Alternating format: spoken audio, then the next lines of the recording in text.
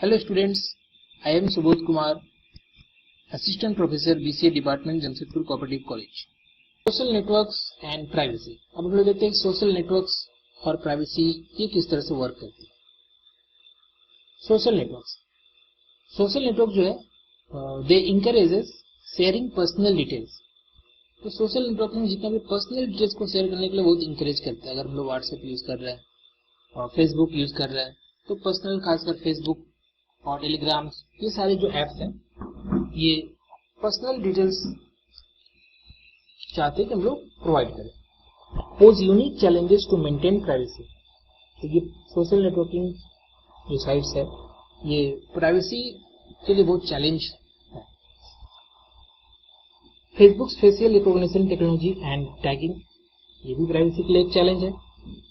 आप फेसबुक में किसी को टैग कर देंगे तो कोई भी उसका इंफॉर्मेशन डिटेल्स जान जाएगा। कोई इमेज है, कोई फोटो है और उसमें किसी को टैग कर दिए तो कोई आपको तो जानते ही है, साथ में आप जितनों को टैग किए हैं उनका इंफॉर्मेशन भी कोई अब इजीली ट्रैक कर सकता है। Personal control over personal information versus organisations desire to monetise social network. अब जितने भी सोशल नेटवर्क्स है ये आपका इंफॉर्मेशन का थ्रू अब अपने साइट्स को मोनेटाइज कर रहे हैं। आप फेसबुक में देख लीजिए एडवर्टीजमेंट आपको हमेशा देखने को मिल जाएगा। व्हाट्सएप में भी अब कुछ सालों के बाद आप देखेंगे कि इसमें भी एडवर्टीजमेंट्स आपको आने शुरू हो गए हैं। Mobile and location based privacy issues. अब ये मोबाइल जब हम लोग यूज करते हैं तो नॉर्मली लोकेशंस हमारा ऑलवेज ट्रैक होते रहता है। तो इससे क्या क्या प्राइवेसी इश्यूज आ रहे हैं।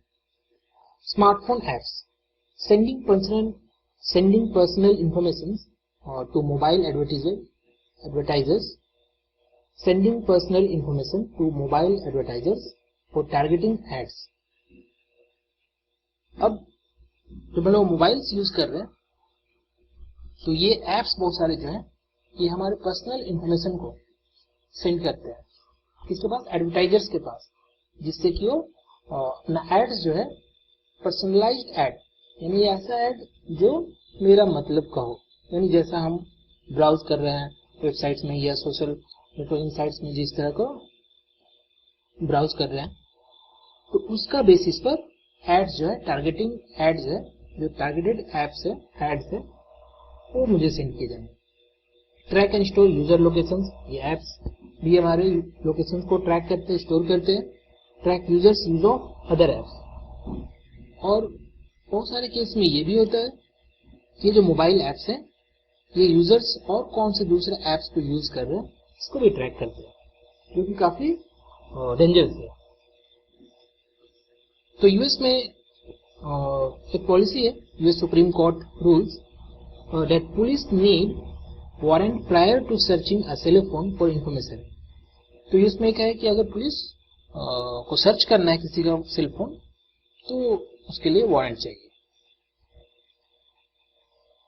The internet and government invasion of privacy. Government agencies are largest users of private sector commercial data brokers. अभी जो गवर्नमेंट एजेंसीज है ये भी हमारा डेटा को कलेक्ट करते हैं। जो प्राइवेट कंपनीज बहुत सारे हैं जो हमारे डेटा को वेबसाइट से, डिफरेंट वेबसाइट से, डिफरेंट एप्स के थ्रू कलेक्ट करते हैं, वो गवर्नमेंट को सेल करते हैं। Governments are using this data for their various purposes. The various laws strengthen ability of law enforcement agencies to monitor internet users without knowledge, sometimes without judicial oversight। बहुत सारे जो laws enforcement agencies हैं, जैसे अगर India में बात कर ले तो रॉ हो गया, सीबीआई हो गया, तो ये सारे भी यूजर्स के डेटा को ट्रैक करते रहते हैं बिना यूजर्स के नॉलेज का या without judicial oversight. Encryption features are implemented by Apple, Google for mobile phones. अब इसके चलते ही बहुत सारे जो मोबाइल फोन्स है एप्पल्स के और गूगल्स के, उन्होंने इंक्रिप्शन फीचर्स को इम्प्लीमेंट किया है। Technological solutions. तो ये सारे प्राइवेसी इश्यूज से बचने के लिए क्या क्या टेक्नोलॉजिकल सॉल्यूशंस हमारे पास हैं। तो इनमें से कुछ है स्पाईवेयर ब्लॉकर्स, जो स्पाईवेयर को ब्लॉक करेंगे, पॉपअप ब्लॉकर्स, जो अनवांटेड पॉपअप्स होते हैं जब हम लोग ब्राउज करते हैं उसको ब्लॉक करेंगे, सिक्योर ईमेल्स, और these emails can not be tracked by any hackers, anonymous remailing, anonymous surfing, cookie managers, disk or file erasing programs, policy generators and public key encryptions। तो ये अलग अलग सॉल्यूशंस या टूल्स है जिसका through privacy को हम लोग थोड़ा प्रोटेक्ट कर सकते हैं। Now let us see what is intellectual property rights। अब ये intellectual property क्या क्या है? All the tangible and intangible products of human minds। तो ये intellectual property के कैटेगरी में आता है। अब हम लोग देख लेते हैं what are the issues with the intellectual property rights। The major ethical issue is how should we treat property that belongs to other। यानी ऐसा ऑनलाइन कंटेंट जो कि किसी और का प्रॉपर्टी है उसको हम लोग कैसे ट्रीट करते हैं। The major social issue is their continued value in protecting intellectual property in the internet age. यानी जो इंटेलेक्चुअल प्रॉपर्टीज है इन डिजिटल फॉर्म, क्या इसको प्रोटेक्ट रखना, इसमें कोई वैल्यू है इस इंटरनेट के एज में, इस इंटरनेट के समय में। And the major political issue is how can internet and e-commerce be regulated or governed to protect intellectual property।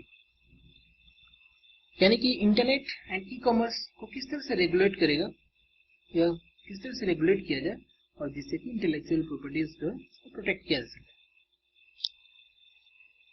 तो ये जो इंटेलेक्चुअल प्रॉपर्टीज जो भी है इसके प्रोटेक्शन के लिए क्या क्या मेथड्स है, किस तरह से इंटेलेक्चुअल प्रॉपर्टीज को प्रोटेक्ट किया जा सकता है उसको देखते हैं। तो there are three main types of protection. These three types are copyright, patent and trademark law. Now what is copyright? Copyrights protect original works of authorship such as literary works, music, dramatic works and choreographic works, pictorial and graphical works, sound recordings, artistic works, architectural works and computer software। With copyright protection, the holder has the exclusive right to modify, distribute, perform, create, display and copy the work।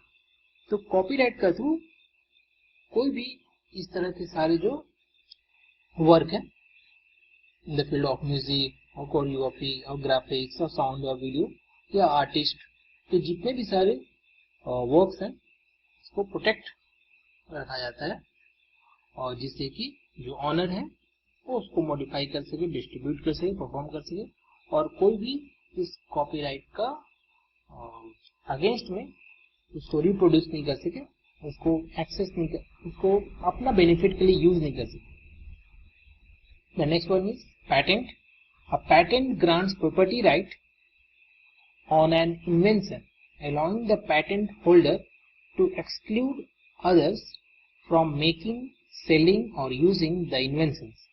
Inventions allow many businesses to be successful because they develop new or better processes or products that offers competitive advantage on the marketplace।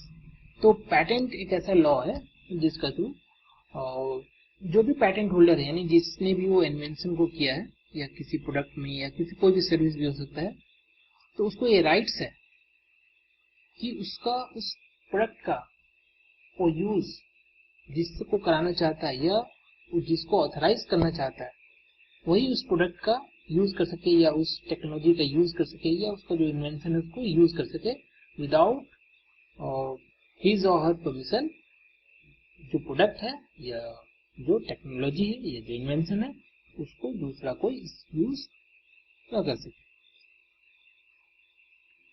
जो third type of protection है वो है trademarks.